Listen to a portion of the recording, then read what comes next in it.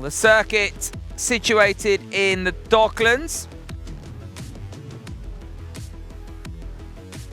A challenging circuit, 2 miles.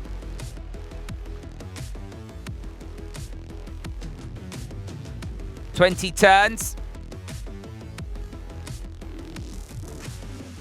And of course, we'll have attack mode down at 16.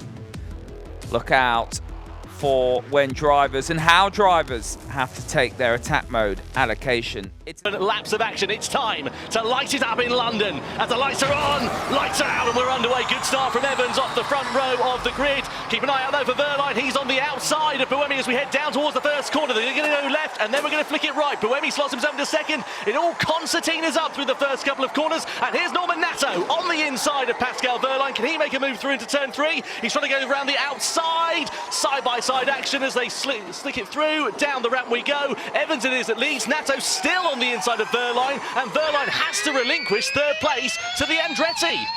Wow. Inside for Jake Dennis or Robin Fries. Fries is in the barrier. Fries in the wall, collects the Maserati as well, and that has also upset Sam Bird's race in the McLaren as well, so it's taken 2 contenders out in the space of 1 corner. There's Dennis. Oh, clatters in, steering arm's broken, and then Sam Bird on the right. I think Nico Muller's come into the pit. But I have to say Da Costa is doing such a smooth job at being in the right place, right time. Yeah, that is Jean-Eric Verne and the Andretti that have gone to blows down at turn 19. Yeah, Jake Dennis, championship winner of last year, and unfortunately it has not been a particularly brilliant Nick Cassidy, but Dennis wants to get a move on with this. He's not going to take it lying down. As we go down the start-finish straight, Cassidy defends. Dennis goes to the outside. No room there through turn 1 and turn 2, though. Yeah, but he's got extra power and he's going. Oh, contact into turn 3. Dennis muscles his way through on the inside.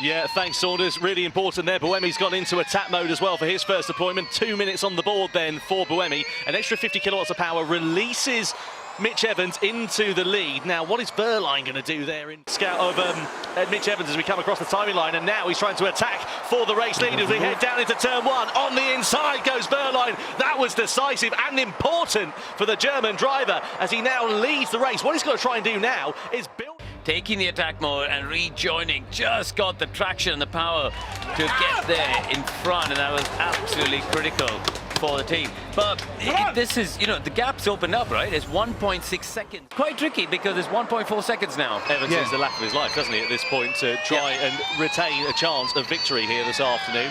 On board we sit with Pascal Wehrlein with that driver's eye view. So it's about 0.9 is the deficit on the attack mode now, 1.3 the gap.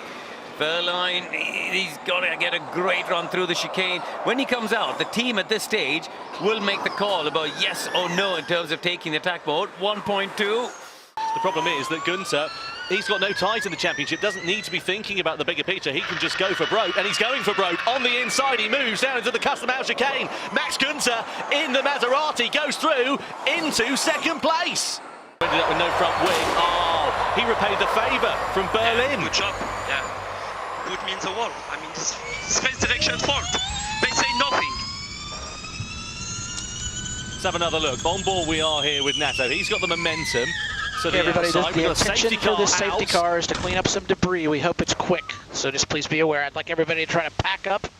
Yeah, any point would be important for Nick Cassidy to stay in the mix for the championship tomorrow because he knows he has a good car. He knows he can qualify on pole. Here comes Evans. Oh, Gunther's got a problem. Yes, Günther is slowing. Günther slows then in the Maserati. His chances of a podium are coming to an end, and that is a dream scenario here for Mitch Evans as it moves him back up into second place. The rest of the field streaming on through.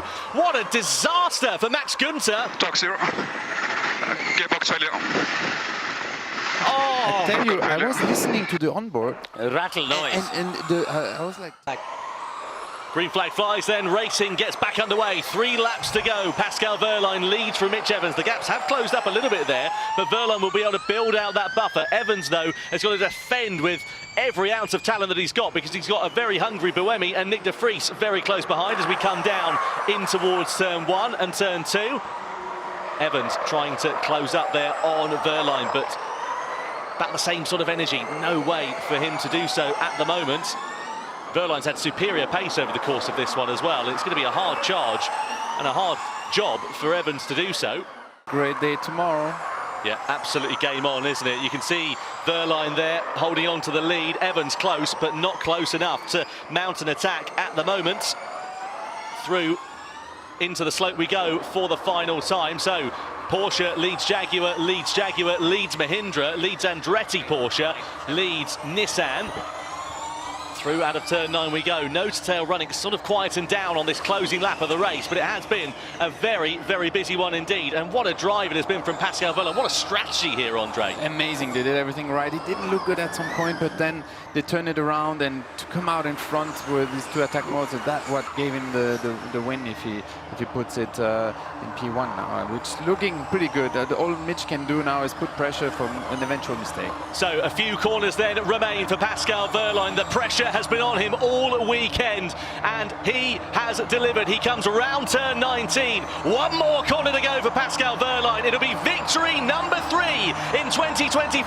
But importantly, it's the championship lead going into the final round of the season. Pascal Wehrlein takes the victory for TAG Heuer Porsche from Mitch Evans and Sebastian Buemi. It is game on for the title. Who's done it for Porsche, receiving his trophy.